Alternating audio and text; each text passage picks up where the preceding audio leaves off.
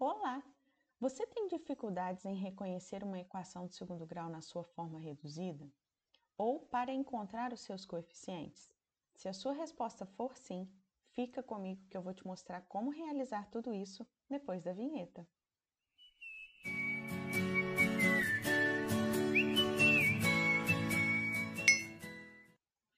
Oi, gente! Eu sou a Carol e sejam bem-vindos a mais um vídeo.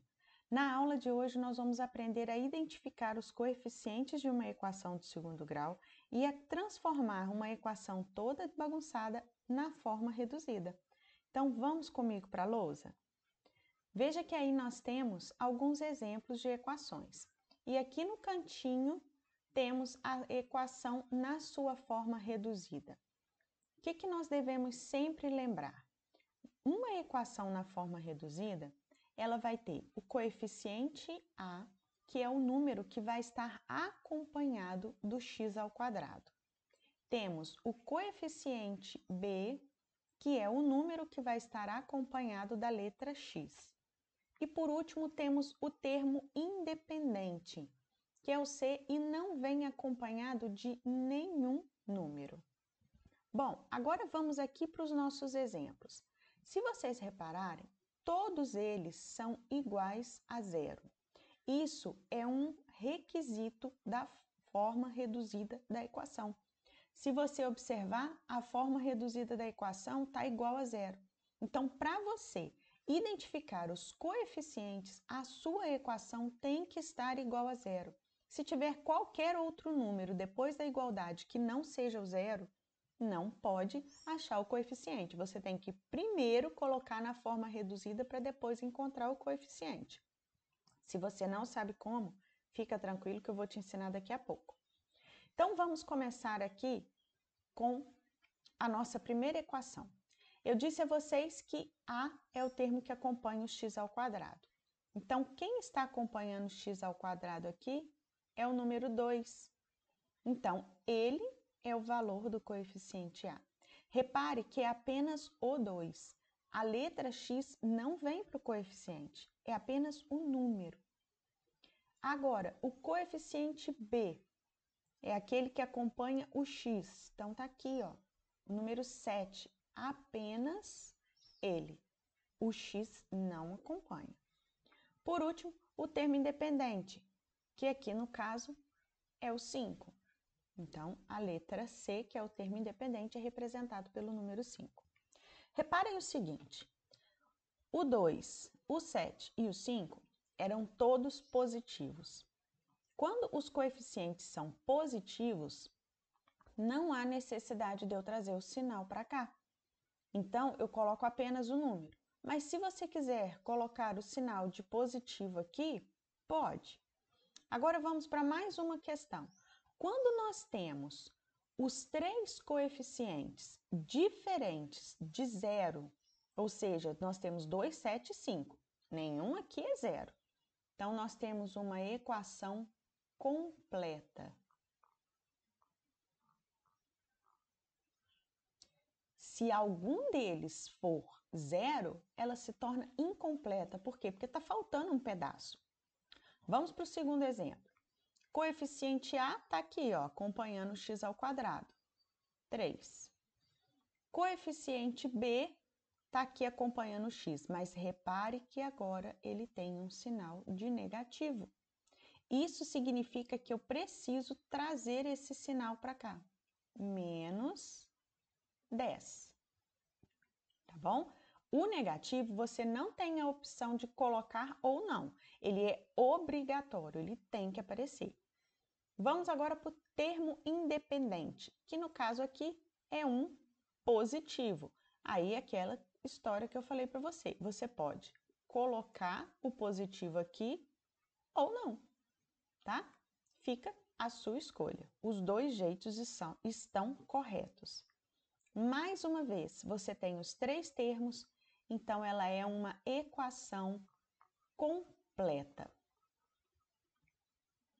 Vamos para o terceiro exemplo. Reparem que agora você tem uma fração. Vou até mudar essa fração. Não importa. É uma fração? Fração também é um número. está acompanhando o x ao quadrado? Então, a fração é o coeficiente. Então, no caso aqui, o nosso coeficiente é 2/3, que é a nossa fração. O coeficiente b. Reparem agora que eu não tenho número nenhum acompanhando o x.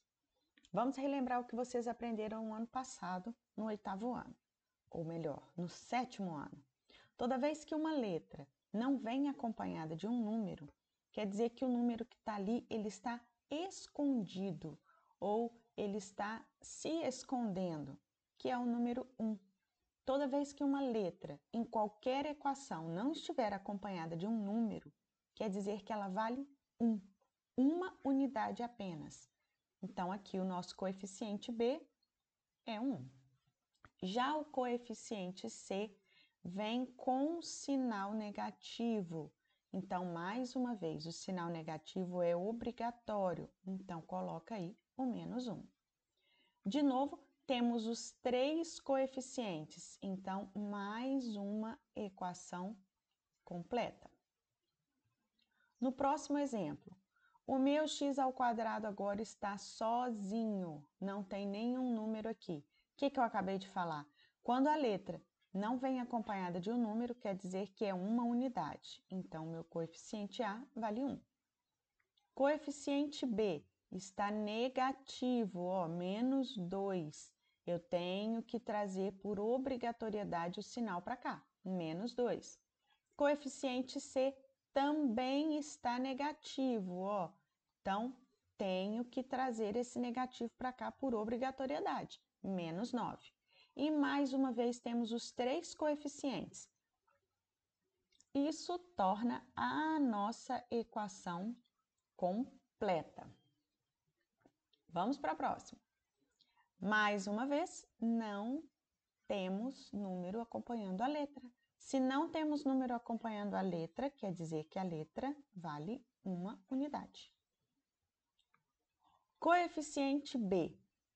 Tem o termo acompanhando o x aqui, gente? Não tem. Do x ao quadrado ele passou para 2/3 sem letra nenhuma. Isso quer dizer que o coeficiente B não existe para essa equação. Quando este coeficiente não existir, ele vale 0, tá? Você completa com o 0. E agora, o último termo, que é o C, que não tem letra acompanhando. Ó, tá aí. Tá negativo e é uma fração. Coloca ele negativo e coloca a fração. Lembrem-se sempre da obrigatoriedade do sinal negativo. Repare que nessa daqui, diferente das outras, nós temos o B valendo 0.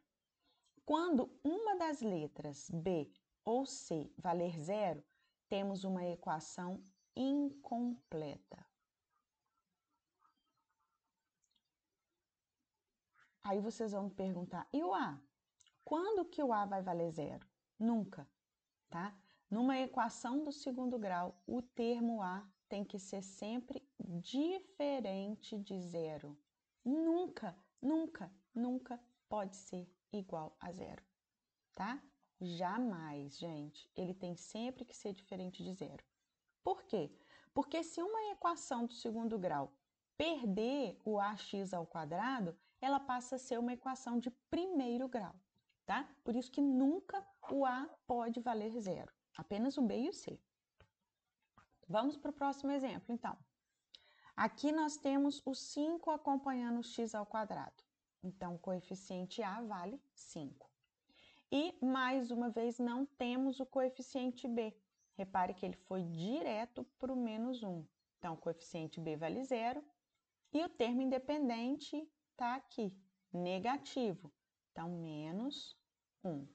Se temos o B valendo 0, temos uma equação incompleta. Agora, no último exemplo, o A não tem nenhum número aqui, isso significa que vale 1. Coloca o 1 lá. O B é o termo que acompanha o x, está aqui, negativo. Nessa vez ele apareceu, então nós temos menos 7, traz o sinal negativo. E quando chega no termo independente, vocês vão reparar que ele não está aqui. Então, dessa vez, o termo independente não existe, ele vale zero.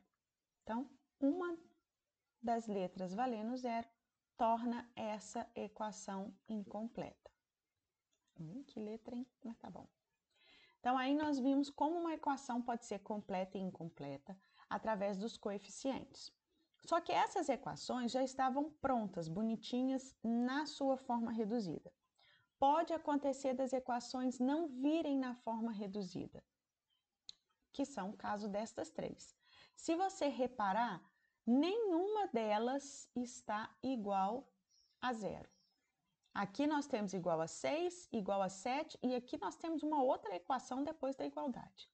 Nestes casos, o que nós temos que fazer é arrumar, organizar primeiro esta equação, para depois identificar os coeficientes e dizer se ela é completa ou incompleta. Algumas vezes pode ser que a equação esteja toda atrapalhada e na hora que você organiza ela te mostra que nem do segundo grau ela era. Então, fique muito atento a isso. Vamos ao nosso primeiro exemplo aqui.